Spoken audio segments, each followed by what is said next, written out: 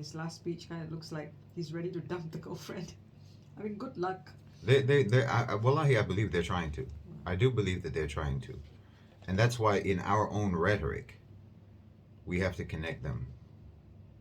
And I think that we should even stop saying Israel is committing a genocide and just directly say America is doing it.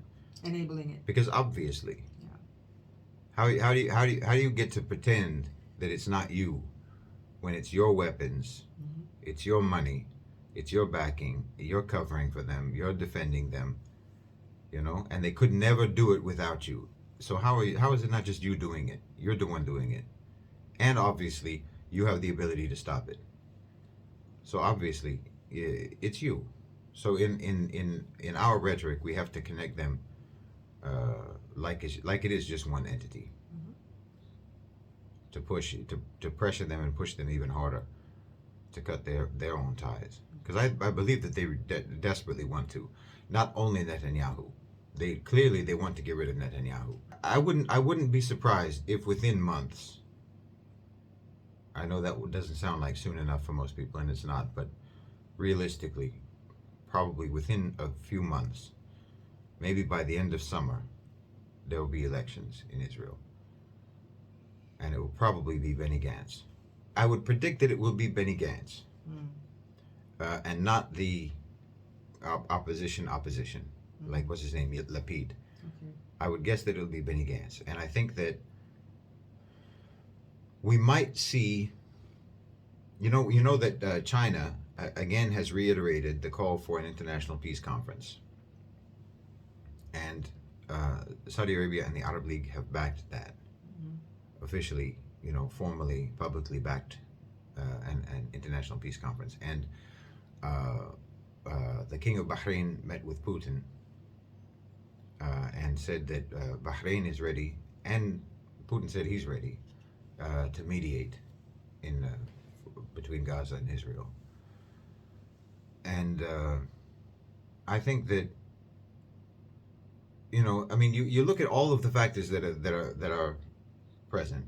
The ICC arrest warrants against Netanyahu and Gallant, and against the Hamas leaders, and the ICJ case, the ICJ emergency provisions demanding Israel halt its operations in Rafah, which they've only continued and intensified, all of which is illegal, clearly, all of which is illegal. There are all of these factors, and then there's also the increasing number of countries recognizing the Palestinian statehood, recognizing a Palestinian state,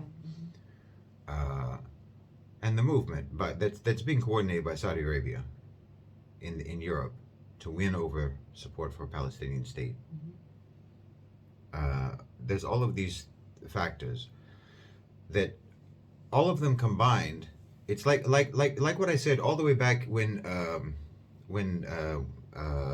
bin Salman did his interview on Fox News, and I said at that time, and it's on record, because I did a reaction to that video, to that interview, where I said that he was basically saying, when they asked him about normalization, he was basically saying, if you read between the lines, this is not going to happen under Biden. He's not going to give this gift to Joe Biden. The impression is he wants. Because he said it in the interview, if Biden can deliver what we need, we'll do it. What we need is a Palestinian state on the June 1967 borders, with East Jerusalem as capital.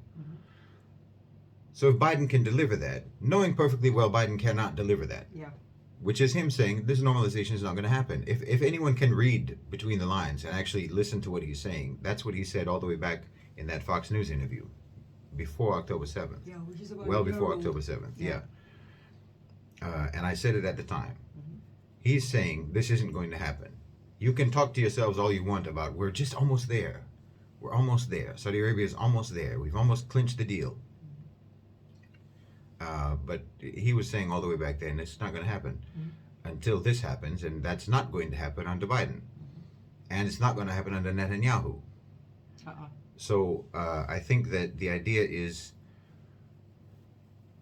we need somebody else in the White House and we need someone else in Tel Aviv to make this happen. Which means we need someone else in the White House who can help to make this happen, or we need someone else in the White House who's willing to let other people do it. Right.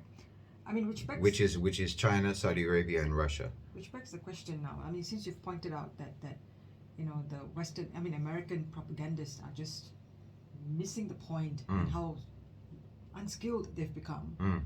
I mean, does this need to be spelled out for them?